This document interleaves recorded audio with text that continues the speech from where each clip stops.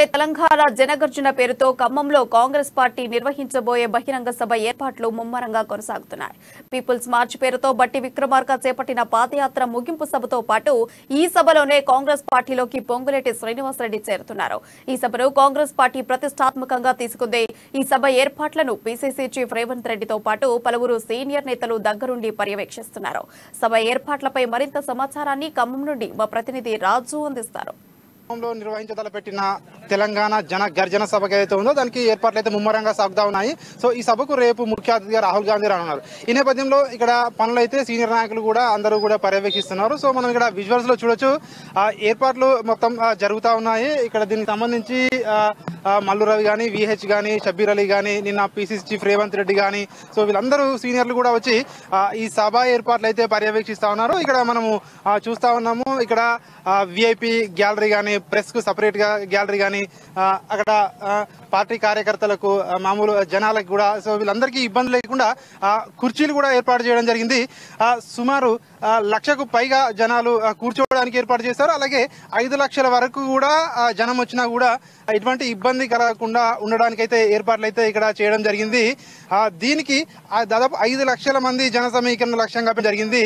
ఈ జన సమీకరణకు ఈ ముఖ్యంగా మల్లు రవిని, టీపీసీసీ ఉపాధ్యక్షుడు ఎవరైతే ఉన్నారో అధికార ప్రతినిధి, అతనికి ఈ బాధ్యతలు అప్పగించడం జరిగింది. ఆయన ఈ జన సమీకరణకు ముఖ్యంగా వాటిని ఇప్పటికే అందరు నియోజకవర్గాల వారీగా కోఆర్డినేట్ చేసుకుంటూ నడుస్తూ ఉన్నారు. సో అలాగే మనం చూడవచ్చు, దీనికి సంబంధించి ఇప్పటికే ఒక భారీ స్క్రీన్ ను కూడా ఏర్పాటు చేయడం జరిగింది. దాదాపు 40 ఫీట్ల కంటే పెద్దగా ఉంది. దీన్ని ఇక్కడ స్పెషల్గా హైదరాబాద్ నుంచి తెప్పించడం జరిగిందని చెప్తా ఉన్నారు.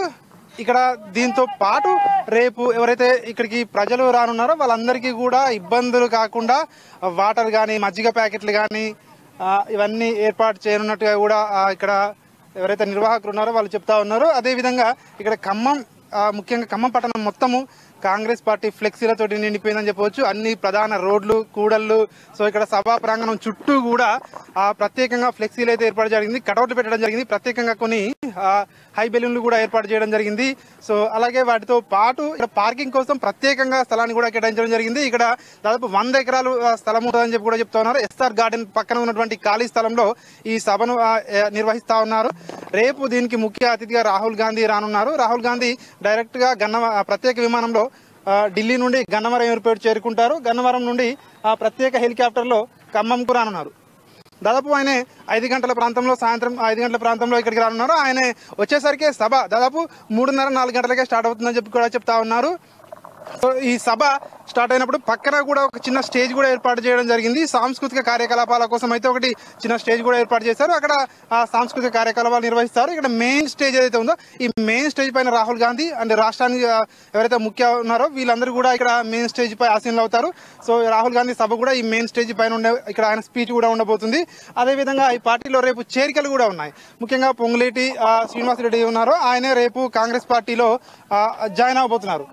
రాహుల్ గాంధీ సమక్షంలో ఆయన కాంగ్రెస్ పార్టీలో చేరబోతున్నారు. ఆయనే కూడా జన సమీకరణను భారీ ఎత్తున చేస్తున్నట్టుగా కూడా తెలుస్తా ఉంది. అదేవిధంగా మల్లు బట్టి విక్రమార్క పాదయాత్ర ఏదైతే ఉందో ఆ ముగింపు సభ కూడా రేపు ఈ సభలోనే జరగబోతుంది. ఆయనను ప్రత్యేకంగా రాహుల్ గాంధీ ఇక్కడ ఈ స్టేజ్ పైన సన్మానించనున్నారు.